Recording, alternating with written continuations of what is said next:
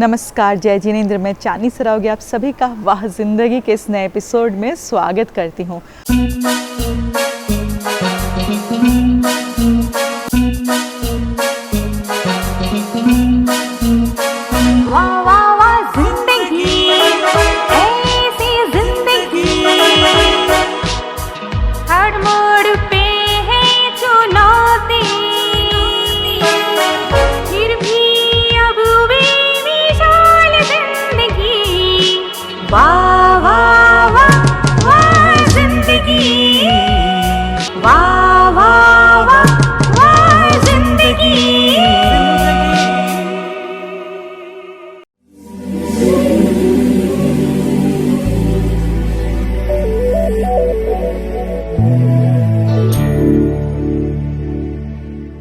दोस्तों, आज के इस एपिसोड में मैं आपके सामने लेकर आई हूँ एक ऐसे व्यक्ति की आत्मकथा जिन्होंने गरीबी को बेहद नज़दीक से देखा है, जिन्होंने अपना बचपन संघर्ष में बिताया है।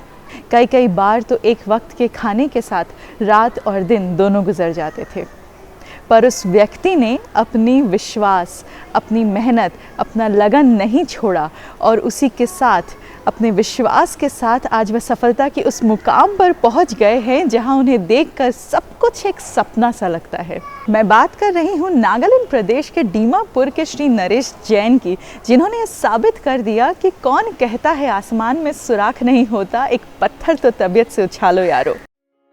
प्राय यह देखा जाता है कि संघर्ष करते करते इंसान टूट जाता है, पर कुछ ऐसे बिरले लोग भी होते हैं जो बेपनाह संघर्षों का सामना करने के बाद बिखरते नहीं, बल्कि एक दीप्तिमान नक्षत्र के रूप में सामने आ जाते हैं। ऐसे ही एक शख्स हैं पूर्वोत्तर भारत के नागालैंड प्रांत के प्रसिद्ध शहर दीमापुर के, जिन्होंने मात्र कक्षा 8 तक शिक्षा हासिल की, गरीबी का सामना किया, ठोकरें खाई, पर आज उन्होंने अपने साहस और इच्छा शक्ति के बल पर खुद को पूर्वोत्तर भारत में एक प्रसिद्ध और सफल उद्योगपति के रूप में स्थापित कर लिया, और उनका नाम है नरेश जैन। कुछ लोग ऐसे होते हैं जिनका पूरा जीवन संघर्ष में बीत जाता है। कुछ ऐसे भी लोग होते हैं जिनकी पीढ़ी को भी संघर्ष से देखना पड़ता है, पर कुछ लोग ऐसे होते हैं जो अपने पूर्वजों के संघर्ष को देख के शिक्षा लेते हैं और कुछ करने का जज्बा रखते हैं और आखिर अपनी ज़िंदगी को वह ज़िंदगी बना लेते हैं। नमस्कार, जय जिनेंद्र दोस्तों, मैं ललित सरावगी आप सबका स्वागत करता हूं। और आज मैं हूं भारत के एक राज्य नागालैंड के दीमापुर में, और आज हम मुलाकात करने जा रहे हैं श्री नरेश जैन से।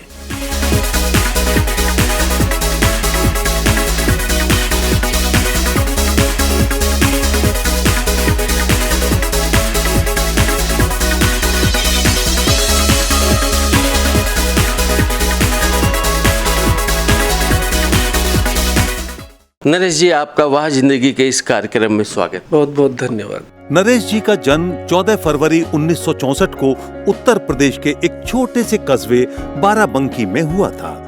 इनके पिताजी का नाम स्वर्गीय फूलचंद जी झांझरी और माताजी का नाम स्वर्गीय डगली देवी झांझरी था। इनका परिवार 5 भाइयों और 1 बहन का है। इनके परिवार पर गरीबी का एहसास आया था कि नरेश जी का बचपन कब आया और कब चला गया, इसका एहसास ही उन्हें नहीं हुआ। बचपन से जुड़ी कुछ बातें आप बताइए कि आपने क्या संघर्ष देखा, आपके पिताजी ने क्या देखा। देखिए, बचपन कब आया ये तो मुझे भी नहीं पता, लेकिन जब मैंने होश संभाला, छोटी सी उम्र में गरीबी का साया था, न कोई अपना घर था, न कुछ आय का स्रोत था।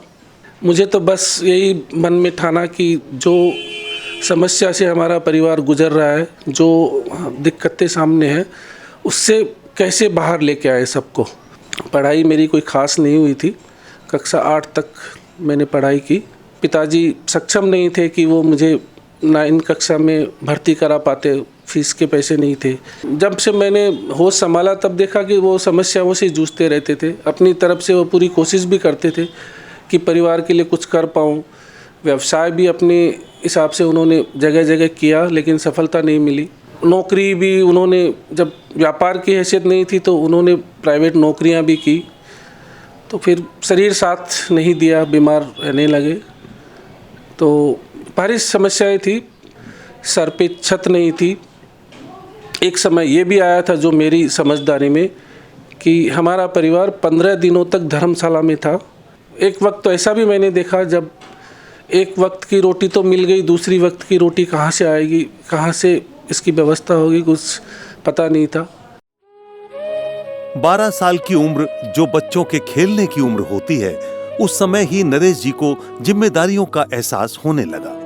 उन्होंने अपने चाचा जी से 300 रुपए लेकर फुटपाथ पर सब्जी बेचना शुरू किया। फिर पढ़ाई छोड़कर 15 साल की उम्र में जोरहाट असम आकर मात्र 100 रुपए महीने की तनख्वाह से उन्होंने कपड़े की एक दुकान में नौकरी शुरू की। 1 साल तक उन्होंने काफी मेहनत से काम किया और दुकान मालिक को अपनी तनख्वाह कुछ बढ़ाने का आग्रह किया, पर उनकी तनख्वाह नहीं बढ़ी। बल्कि दुकान मालिक ने कहा, तुम करते ही क्या हो, तुमको जितना दे रहे हैं वही बहुत है। मेरी जगह कोई और होता तो शायद इतना भी नहीं देता। ये बात उनके दिल को लग गई कि जहां काम की कद्र नहीं है, वहां रहने से इनके जीवन में बदलाव नहीं हो सकता, और उन्होंने वो नौकरी छोड़ दी। इसके बाद नरेश जी ने 175 रुपए मासिक तनख्वाह पर एक कपड़े की दुकान पर, फिर 300 रुपए मासिक तनख्वाह पर एक गैस एजेंसी में नौकरी शुरू की। इसी बीच उनके पिताजी का देहांत हो गया और परिवार बिखर सा गया। इस दौरान मैं पहली बार घर से निकला था। मुझे 32 महीने हो चुके थे घर से निकले हुए। माता पिता राजस्थान रहते थे। 2-3 बार प्रोग्राम बना, पिताजी के समाचार आते थे कि तुमको कहे बहुत दिन हो गया, तुम कैसे दिखते हो, एक बार घर आ जाओ। ऐसे करते करते 32 महीने निकल गए।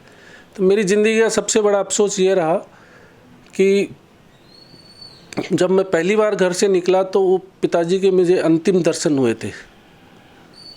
उसके बाद मैं उनका चेहरा नहीं देख पाया, उनकी डेथ पे ही मैं गया था।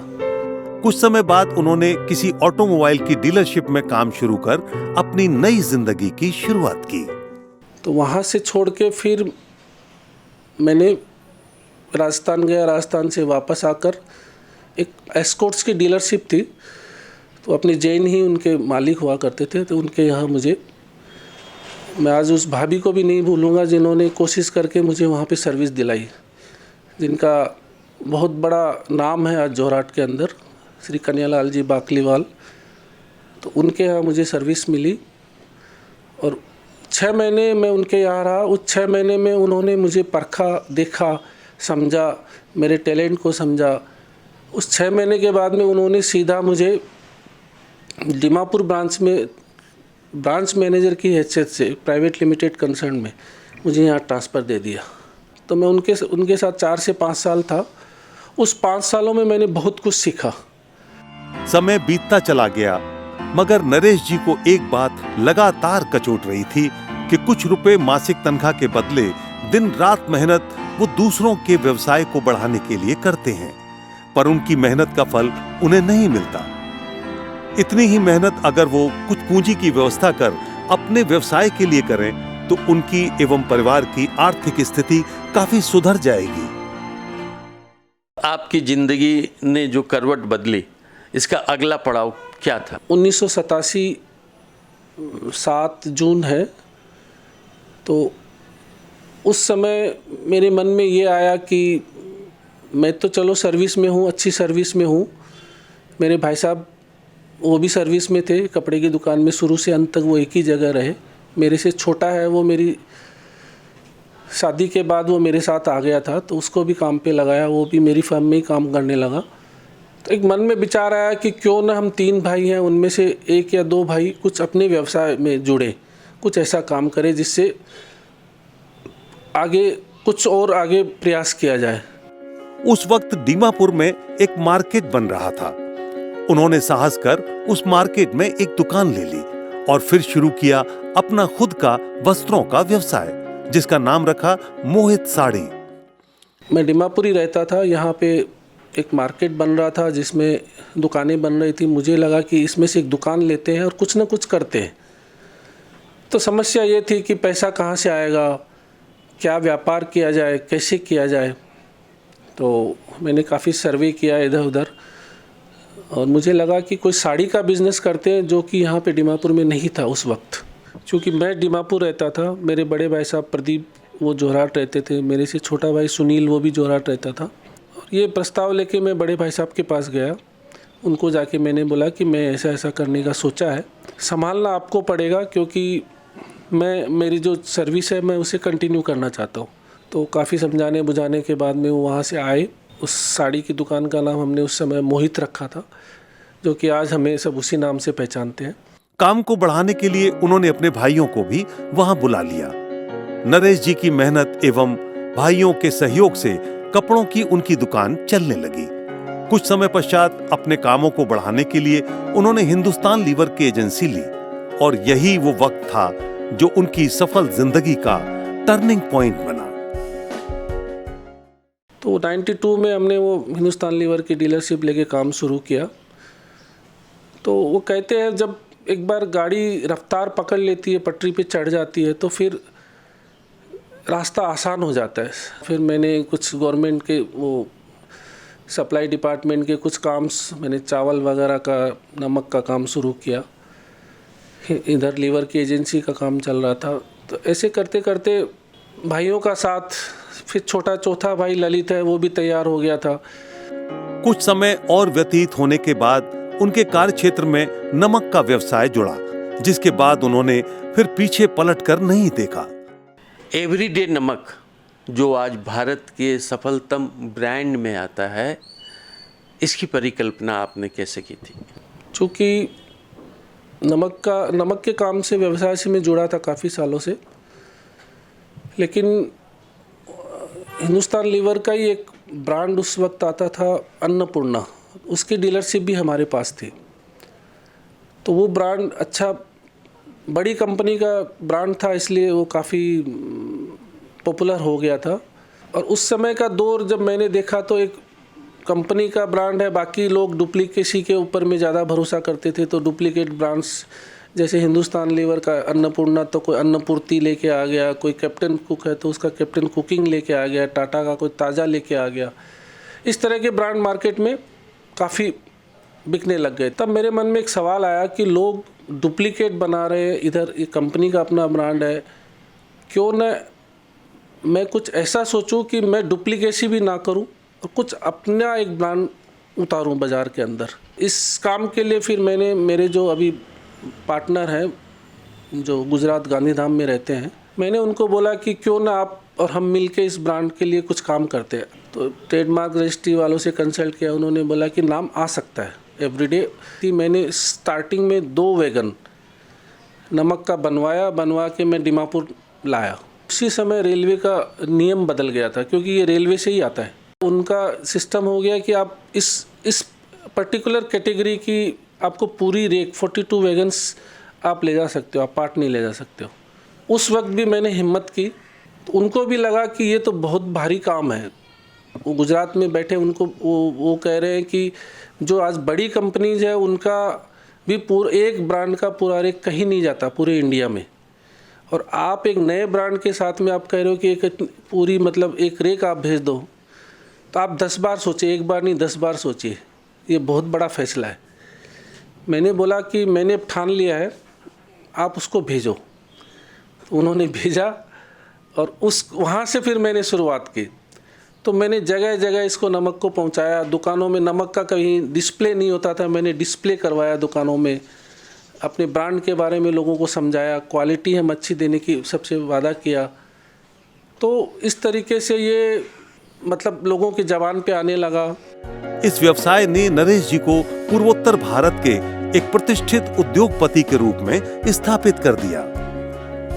आज गुजरात के गांधीधाम स्थित फैक्ट्री में उनके प्रतिष्ठित ब्रांड एवरेडी नमक का सालाना लाखों टन का उत्पादन होता है। साथ ही साथ देश की कई मशहूर ब्रांड की नमक कंपनियों को वे अपना नमक सप्लाई करते हैं। आज जहां एवरेडी नमक पूर्वोत्तर भारत में एक ख्याति प्राप्त ब्रांड के रूप में स्थापित हो गया है, वहीं धीरे धीरे पूरे देश में यह ब्रांड अपनी एक पहचान बना रहा है।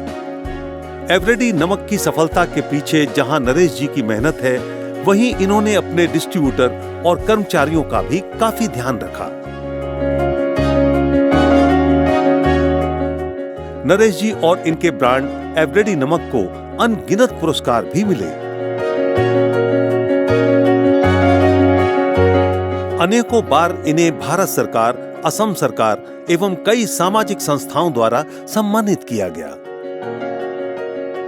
अब वक्त हो चला है लेने का एक छोटा सा ब्रेक। कहीं जाइएगा मत, क्योंकि ब्रेक के उस पार श्री नरेश जी जैन की आत्मकथा का सिलसिला यूं ही चलता रहेगा। जैन रत्न सीजन 2 की शूटिंग हमें कोरोना के कारण रोकनी पड़ गई थी, अब पर फिर से शूटिंग शुरू हो गई है।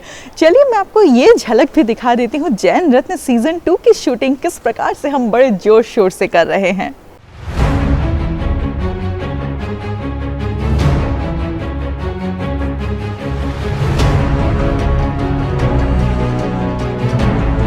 हमारे देश भारत के विकास में जैन समाज का बहुत बड़ा योगदान रहा। जैन प्रतिभाओं ने हर क्षेत्र में अपनी प्रतिभा का परचम लहराया है। वह जिंदगी ने जैन रत्न के नाम से 10 एपिसोड की एक श्रृंखला पिछले साल पारस टीवी पर प्रसारित की थी, जिसमें ऐसे 40 जैन प्रतिभाओं से आपको परिचित कराया गया था, जिन्होंने अपनी प्रतिभा से न केवल अपनी जिंदगी को वह जिंदगी बनाई, बल्कि समाज के विकास में अपना महत्वपूर्ण योगदान निभाते हुए सैकड़ों की जिंदगी को बनाई है वह जिंदगी। अब वह जिंदगी जैन रत्न सीजन 2 की शूटिंग शुरू हो गई है। जैन रत्न सीजन 1 और 2 की शूटिंग के लिए अभी तक हमारी 8 सदस्यीय टीम हवाई मार्ग, रेल मार्ग और सड़क मार्ग द्वारा करीब 1 लाख किलोमीटर की यात्रा कर देश के कोने कोने में गई। आइए मिलते हैं जैन रत्न सीजन 2 के कुछ जैन रत्नों से। विजय डरडा, मुंबई, चेयरमैन लोकमत समाचार पत्र ग्रुप, मराठी भाषा में रोजाना करीब 3 करोड़ लोगों द्वारा पढ़े जाने वाला अखबार। सुभाष रनवाल, मुंबई, भारत की प्रसिद्ध real estate company Runwal group के चेयरमैन और जीतो संस्था के भीष्म पितामह भी। मंगल प्रभात लोढ़ा, मुंबई, भारत की प्रसिद्ध और विशाल real estate company Lodha group के चेयरमैन और मालाबार हिल्स मुंबई के विधायक। किशोर खब्या और डॉक्टर उषा खब्या, मुंबई, पति पत्नी के जोड़े ने स्वास्थ्य, शिक्षा, खेल, पर्यावरण, निर्माण आदि क्षेत्रों में अद्भुत कार्य किए हैं। Amitabh Jain, IAS chief secretary, Chhattisgarh प्रदेश के साथ साथ समाज के विकास में भी अपना महत्वपूर्ण योगदान दे रहे हैं। सतीश आर शाह, मुंबई, हीरा आभूषणों में भारत के सबसे बड़े और सर्वोच्च निर्यातक।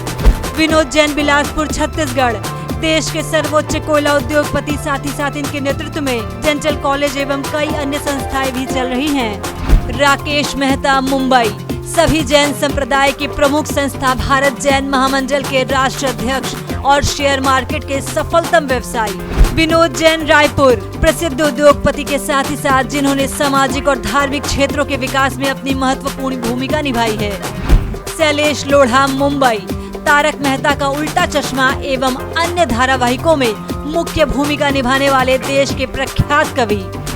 नरेश जैन, दीमापुर, आज भारत के प्रसिद्ध नमक उत्पादक के रूप में अपनी पहचान बना ली।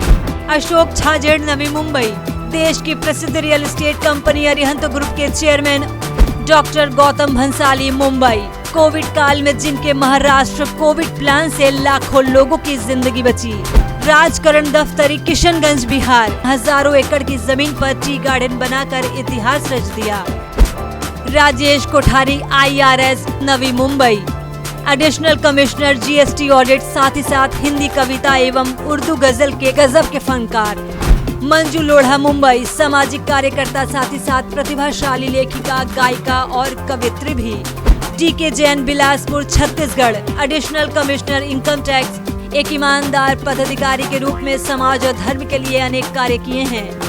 डॉक्टर कुमार चटर्जी, मुंबई, विश्व विख्यात जैन भजन गायक और डॉक्टर संदीपा चटर्जी, वरिष्ठ प्रोफेसर।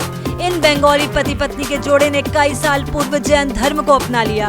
संजय सीमा बाकलीवाल, नवी मुंबई, बाकलीवाल फाउंडेशन के द्वारा शिक्षा और सामाजिक क्षेत्र में उल्लेखनीय कार्य किए हैं। संजय जैन, राखी जैन, रायपुर, पति पत्नी के इस जोड़े ने शिक्षा के क्षेत्र में उल्लेखनीय कार्य किए हैं। गणपत और चिराग जगलिया, मुंबई, पिता पुत्र के इस जोड़े ने देश विदेशों में इंश्योरेंस के कार्यों में इतिहास रचा। अमृतलाल जैन खाटेड़, नवी मुंबई, भारत में बासमती चावल के सबसे बड़े व्यवसायी विराग वानखेड़े मुंबई, महाराष्ट्रियन युवक गायक जिसने जैन धर्म अपनाया, साथ ही साथ गायन में 5 अनोखे विश्व रिकॉर्ड बनाए हैं। अगर आप भी किसी जैन प्रतिभाओं को जानते हैं जिसने अपनी प्रतिभा से अपने साथ ही साथ अनेकों की जिंदगी को बनाई है वह जिंदगी, तो हमें सूचित करें। ललित सरावगी जैन 9331722031 और सबिता जैन 9038348983।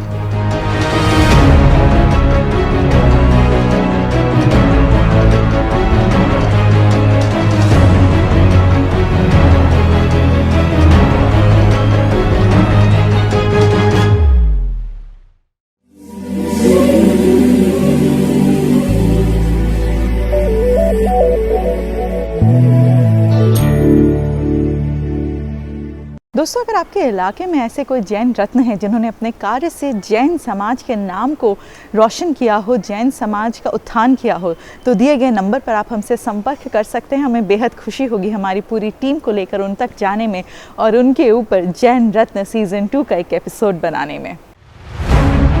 वह जिंदगी जिसने मात्र 10 साल में जहां 350 टीवी एपिसोड्स का निर्माण किया, वहीं 1000 शॉर्ट फिल्म बनाकर एक कीर्तिमान स्थापित कर दिया। वह जिंदगी कई तरह के टीवी शोज लेकर आता है, जिसमें प्रमुख है मंदिर दर्शन, जिसके द्वारा करीब 300 जैन मंदिरों के दर्शन आपने घर बैठे किए हैं। एक दिन गुरुदेव के साथ, इस शो के द्वारा आप सुनते और देखते हैं जैन साधु संतों की कहानी उन्हीं की जुबानी।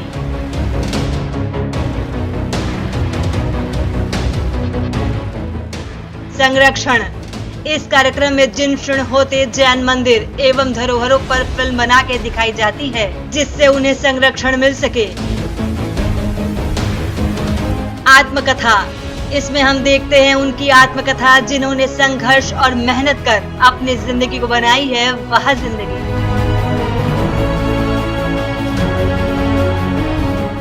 जैन रत्न, इस अनूठे टीवी शो के द्वारा देश विदेश की जैन प्रतिभाओं से आपका परिचय कराया जाता है। इसके अलावा वह जिंदगी कई सामाजिक संस्थाओं पर डॉक्यूमेंट्री फिल्म, कॉर्पोरेट फिल्म आदि का भी निर्माण करता है। अगर आप इन विषयों पर फिल्म बनाकर पारस टीवी के माध्यम से लाखों दर्शकों तक पहुंचाना चाहते हैं, तो आज ही हमसे संपर्क करें। ललित सरावगी जैन 9331722031, सबिता जैन 9038348983।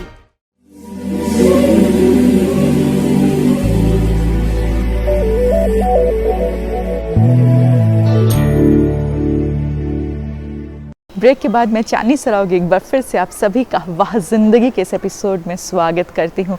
तो चलिए हम चलते हैं, आगे बढ़ते हैं अपने सिलसिले में और देखते हैं कि किस प्रकार से नरेश जी ने अपने कार्यों से, अपनी मेहनत से, अपनी लगन से अपने आप को आज उस जगह पर पहुँचा दिया जहाँ पर एक सामान्य इंसान को पहुँच पाना असंभव सा लगता है।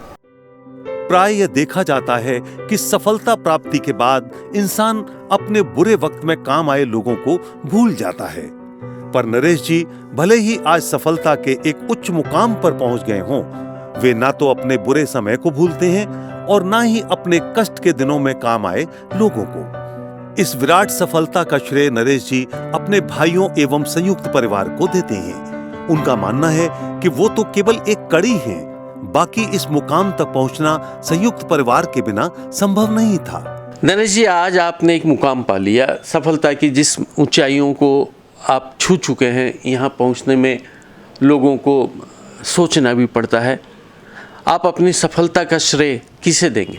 सभी लोगों का सहयोग, सभी का परिवार हो या व्यवसाय से जुड़े कर्मचारी हो या जिनसे मैं जुड़ा हूँ, जिनसे मैं व्यापार करता हूँ, उनका सहयोग हो, सब मिला जुला के सबका मुझे सहयोग मिला। हम 5 भाई हैं, एक हमारी बड़ी दीदी है। 5 भाइयों में सबसे बड़े, जिनका नाम मैंने पहले लिया है, प्रदीप जी है। दूसरे नंबर पे मैं हूँ। तीसरा मेरे से एक छोटा है सुनील है, वो तिनसुकिया रहता है। चौथा ललित है, वो डिमापुरी हमारे साथ, हम 3 भाइयों का परिवार एक साथ यहाँ रहते हैं। 5वां जो सबसे छोटा भाई है वो गुवाहाटी रहता है, उसका नाम मुकेश है।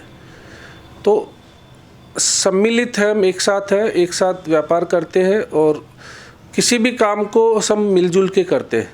आपने एक मुख्य बात का जिक्र किया कि आज मैं जो यहाँ तक पहुँचा हूँ वो संयुक्त परिवार का प्रयास है।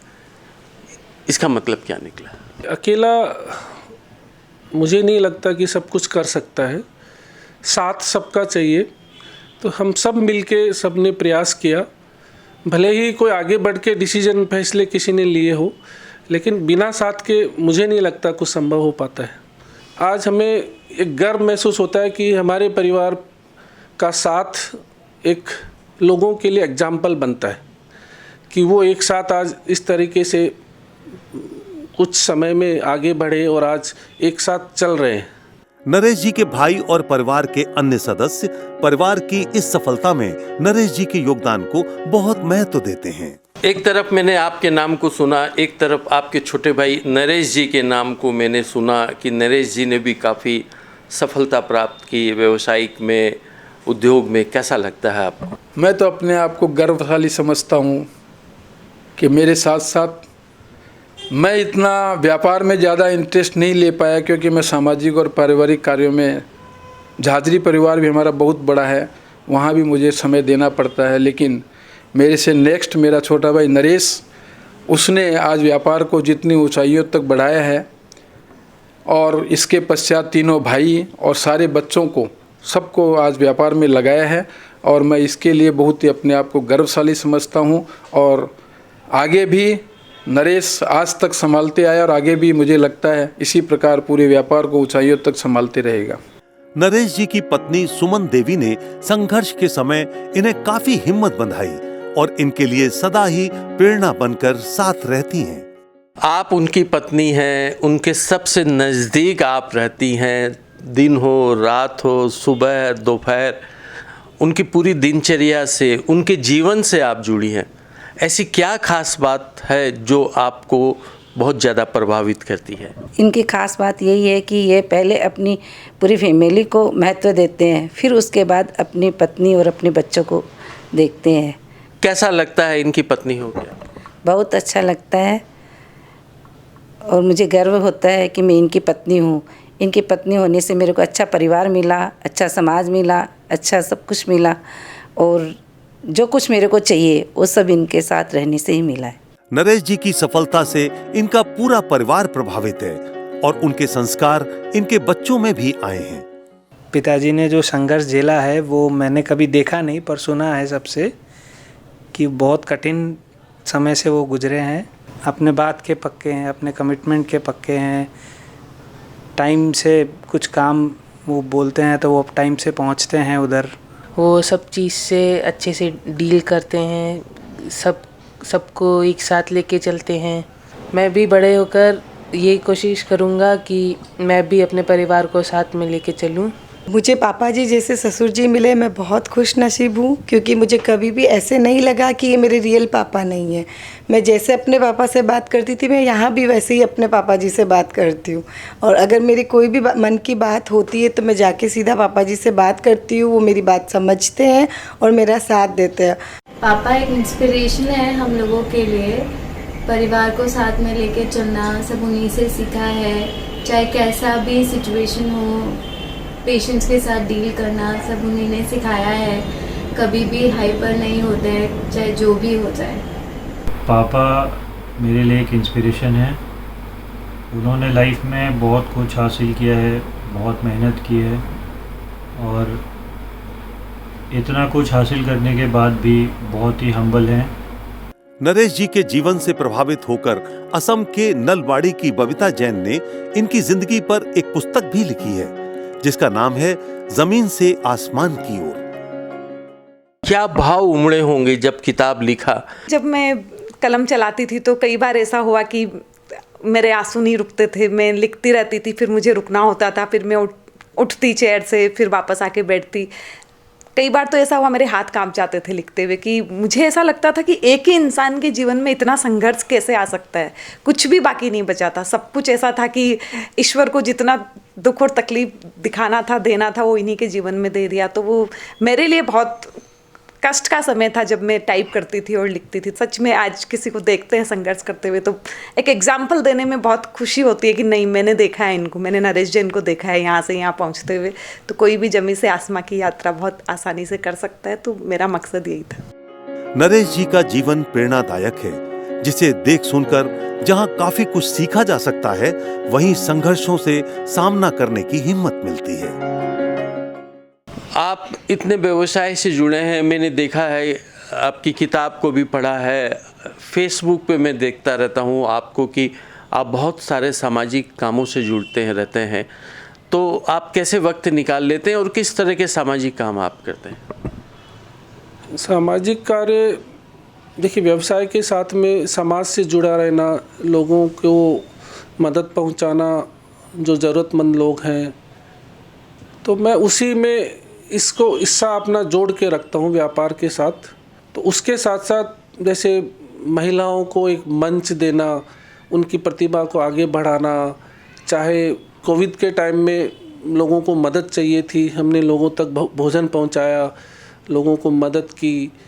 फ्लड, जब कभी फ्लड आता है तो उसमें जाके कैंप लगा के लोगों को फूड वितरण करना, चाहे मास्क बांटना हो, इस तरह की कोई भी जो लोगों जन जन तक पहुँचे। नरेश जैन ने संघर्ष देखा, 2 टाइम 5 टाइम, 2 दिन खाली पेट भी वो रहे। नरेश जैन आज करोड़ों का व्यवसाय करते हैं। नरेश जैन आज एक मुकाम पे पहुंच गए। नरेश जैन की भविष्य की योजनाएं क्या है? भविष्य में मैं यहीं रुकना नहीं चाहता। सपने तो बहुत होते हैं, लेकिन सपने साकार हो, मैं उस दिशा में ही काम करता हूँ। आगे मेरी इच्छा है कि जो हमारा ब्रांड है वो केवल नॉर्थ ईस्ट तक सीमित ना रहे, इसको हम नेशनली लेके जाएं, पूरे भारत में हमारा ब्रांड प्रसिद्ध हो। वाकई आपने ज़मीन से आसमां की ओर एक सफ़र तय किया है। ये सफ़र बहुत कठिन था। आज जो पीढ़ी है वो इस कठिन समय को शायद महसूस नहीं कर सकेगी जिसको आपने जिया है।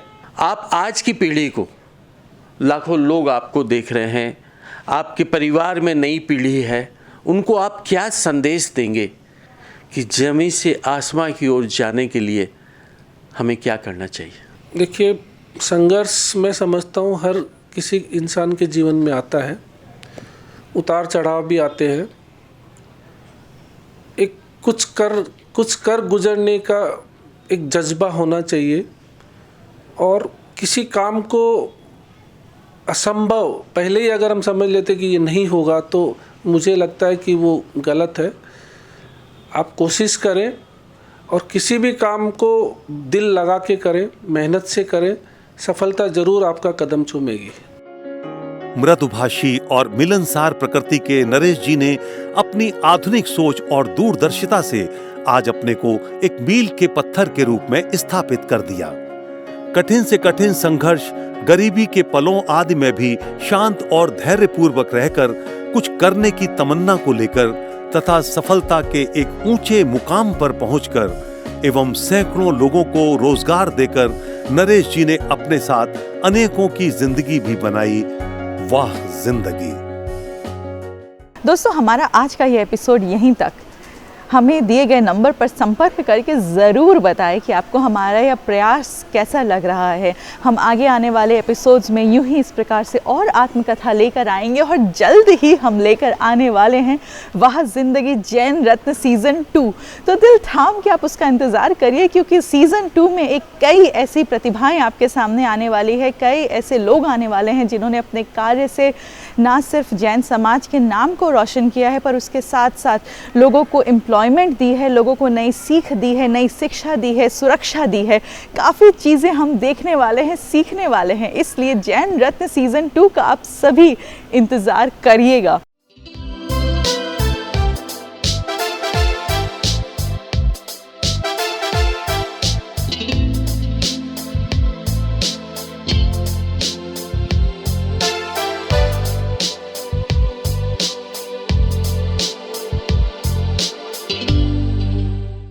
और अब जाते जाते मैं बस इतना ही कहूँगी कि अपनी सेहत का, अपने परिवार की सेहत का ज़रूर ख्याल रखिएगा। कोरोना से लड़ाई अभी थोड़ी सी बाकी है।